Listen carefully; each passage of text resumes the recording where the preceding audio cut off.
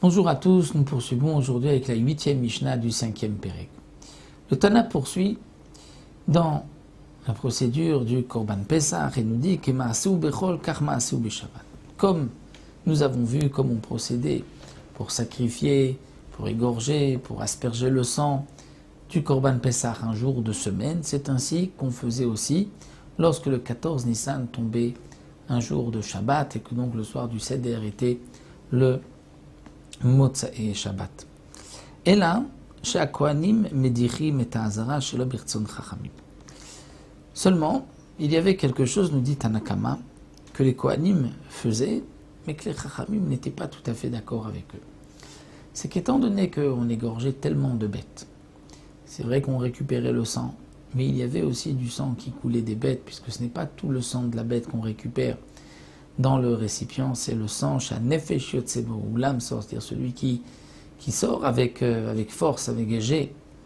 Mais il y avait du sang qui coulait, des fois du sang qui se renversait, comme nous allons le voir. Et donc la Hazara était parfois pleine de sang, et il fallait nettoyer tout cela. Comment faire?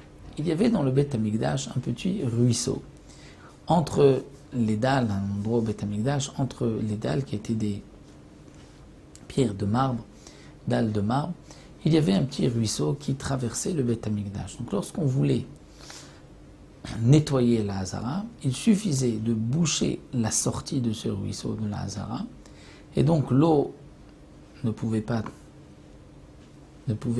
s'évacuer. Donc le ruisseau débordait et inondait toute la Hazara.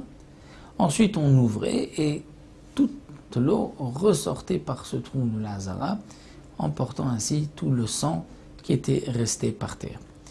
Et ça, les Kohanim le faisaient même un jour de Shabbat et les Chachamim n'étaient pas d'accord. Pourquoi les Chachamim n'étaient pas d'accord? Parce que les Chachamim ne voulaient pas permettre une telle chose pour ne pas qu'on fasse ainsi même en dehors du Beth Amikdash. Bien que généralement dans le Beth Amikdash il n'y avait pas de Gzerot, mais on risquait ici de faire la même chose à la maison, c'est-à-dire de devoir nettoyer sa maison avec de l'eau. Et dans la maison, il y a une interdiction de nettoyer la maison, c'est l'interdiction de machiver goumot. On risque d'égaliser des trous, puisqu'à l'époque, il n'y avait pas donc, de dalles, il y avait de la terre battue dans les maisons. Même s'il y avait des pierres, parfois il y avait des trous entre les pierres. Donc le fait de balayer et de nettoyer la maison, on pouvait égaliser le sol, qui est une interdiction pendant Shabbat. Donc pour cela que les Chachamim ne voulaient pas que dans la Hazara on agisse ainsi, pour ne pas que les gens se disent tiens, puisqu'on le fait dans la Hazara, on peut le faire à la maison. Rabbi Yehuda a dit Kos ayam emale mida matarovot. Rabbi Yehuda nous dit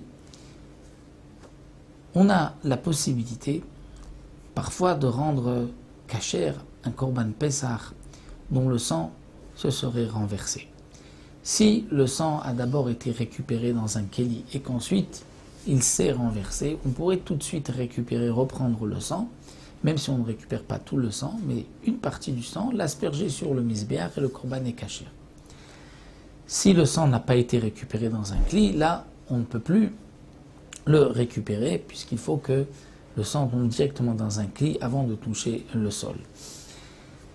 Lorsque, parfois, dans la rapidité, le sang était renversé, donc le korban qui se trouvait devant nous n'était pas kasher, on ne pouvait pas le manger, puisqu'on n'a pas aspergé le sang.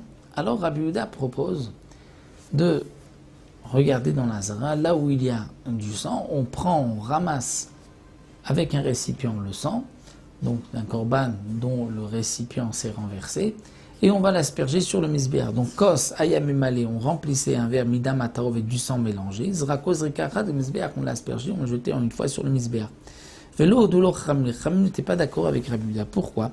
Parce que les chachamim disaient il y a du sang qui n'est pas kasher pour la haza, qui s'est aussi mélangé, c'est ce qu'on appelle le dam atamtzit, c'est-à-dire le sang qui coule, qui ne sort pas avec force, avec jet. Ce sang-là n'est pas kasher. Et donc ce sang s'est mélangé, et donc lorsque tu vas asperger, tu vas prendre du sang qui n'est pas kasher. Rabbi Yehuda dit c'est vrai, mais d'après Rabbi Yehuda, le sang ne peut pas annuler un autre sang. Donc même s'il y a un mélange, mais il y a du sang kasher ici, donc je vais l'asperger. Les Chachamim disent non.